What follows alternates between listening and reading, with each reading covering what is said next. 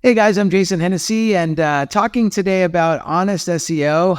It's my body of work. I'm really excited to launch this book, and I'm more excited for you to read it and let me know if you got value from it. We're going over some of the chapters and just to give everybody an understanding of what you can get inside the book. Today we're talking about chapter 5 and chapter 6.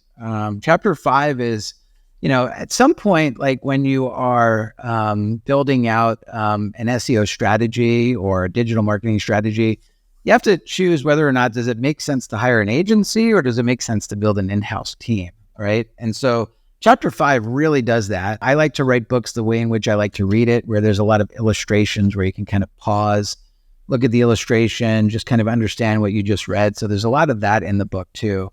But this really specifically talks about building out your digital marketing team. It also talks about like who specifically should be on your team, right? What are some of the key roles of the people that you need, like marketing director, digital marketing manager, copywriter, technical SEO lead, web developer, public relations specialist, right? So it gives you a whole breakout of like what the perfect team would look like if you were to either build it in-house or just hire an agency that has all of those solutions for you.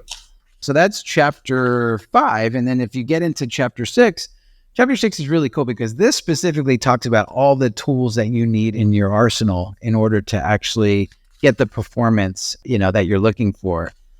So it talks about like using search operators within Google. And if that's something that you don't know what that is, you definitely want to learn about that. It talks about how to see if your page is actually getting cached and indexed. It talks about using people also ask as part of a strategy. And then it talks about like some of the tools like Screaming Frog and Ahrefs and SEMrush, right? Some of the third-party tools.